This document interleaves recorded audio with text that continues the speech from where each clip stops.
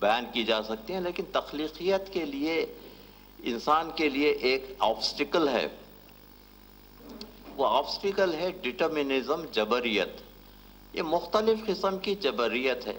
سب سے پہلے جو آبسٹیکل ہے وہ مذہبی جبریت یا ریلیجیس ڈٹرمنیشن۔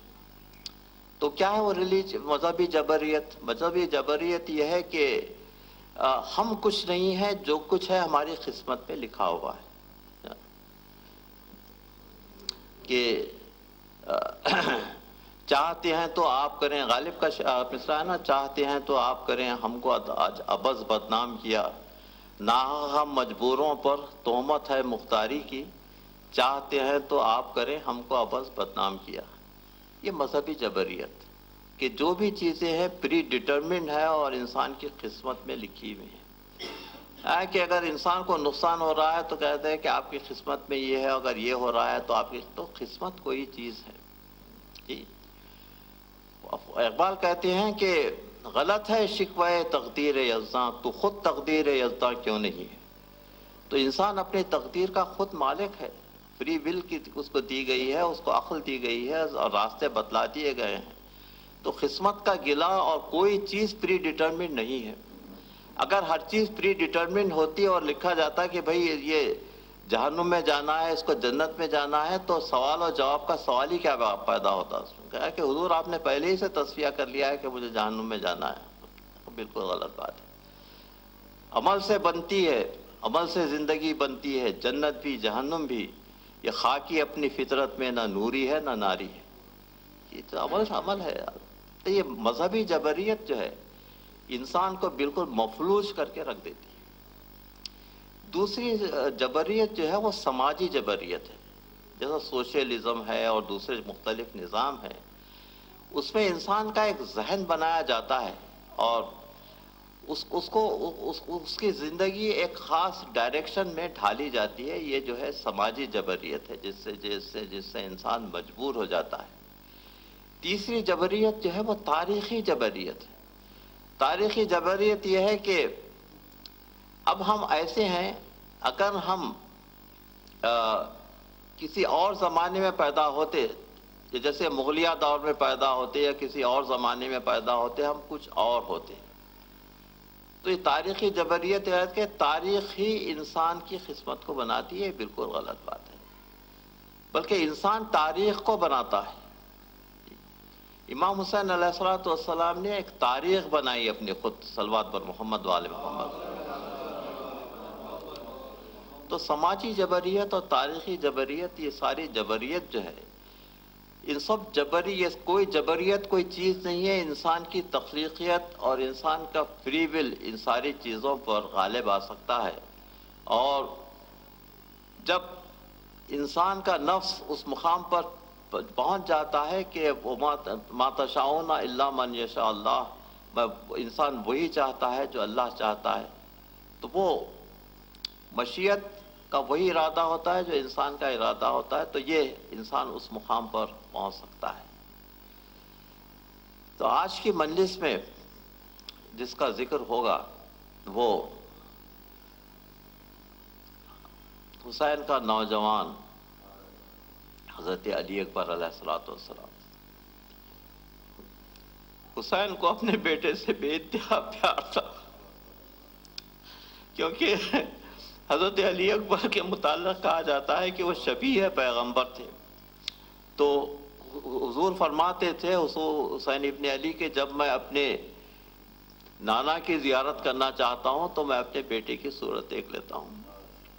اسی طریقے سے شہزادی سکینہ کی صورت بالکل جناب فاطمہ کی تھی۔ بیٹی سے اس لیے محبت کرتے تھے کہ جب ماں کی یاد آتی تھی تو بیٹی کو دیکھ لیا کرتے تھے۔ تو شبیہ پیغمبر حضرت علی اکبر علیہ السلام۔ کربلا کے دوسرے شہداء اور حضرت علی اکبر علیہ السلام کی رخصت میں یہ فرق ہے کہ جتنے شہداء کربلا تھے وہ آ کر حضور سے رخصت، امام حسین علیہ السلام سے انہوں نے رخصت مانگی اور میدان جنگ کی اجازت طلب کی۔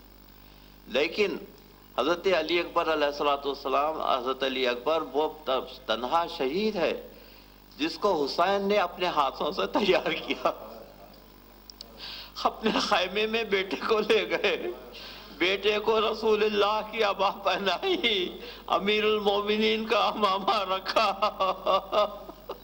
اور سر سے لے کر پیر تک اپنے مجاہد بیٹے کی صورت دیکھنے لگے اور کہا کہ بیٹے بسم اللہ، میدان جنگ میں جاؤ، لیکن بیٹے جب تک تم میرے سامنے ہو مجھے پلٹ کر دیکھتے رہنا۔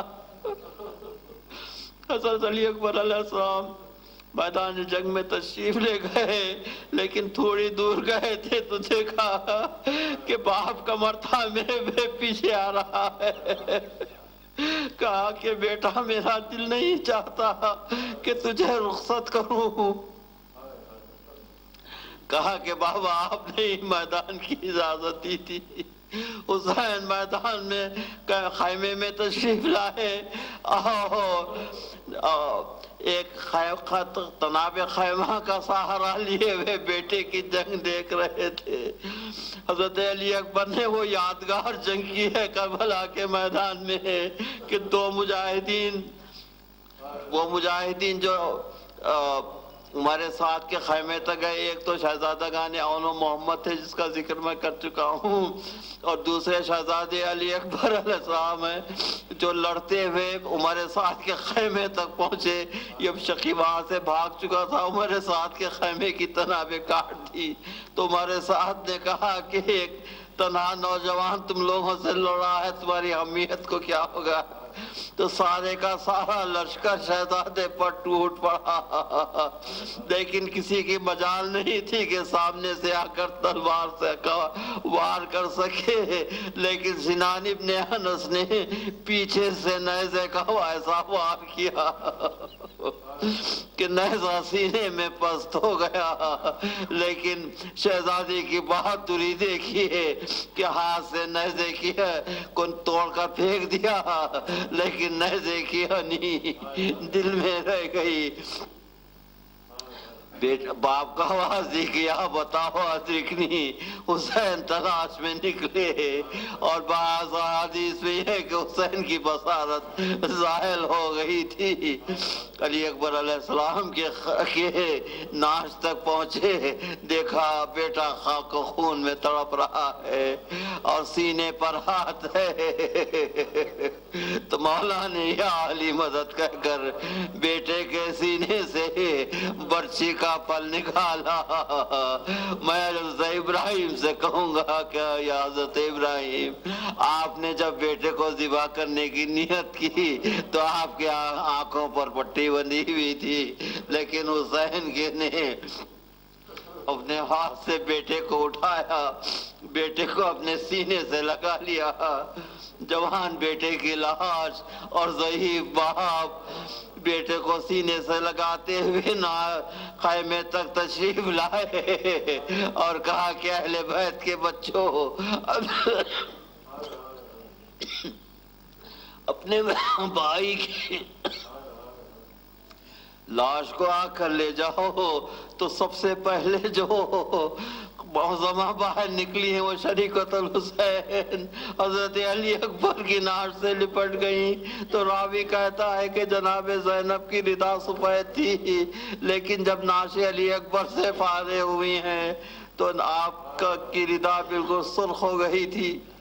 سیعلم الذین ظلموا ای منقلب ینقلبون، الہی قلبی محجوب نفسی معیوب عقلی مغلوب ہوائی غالب طاعت خلیل المعاصیۃ کثیر لسانی مقر فی الذنوب وکیف حیلتی یا ستار کشاف الغروب اغفر ذنوبی کلہا بحرمت محمد نطرتہ الطاہرین یا غفار یا غفار یا غفار برحمتک یا ارحم الراحمین وسیعلم الذین ظلموا ای منقلب ینقلبون۔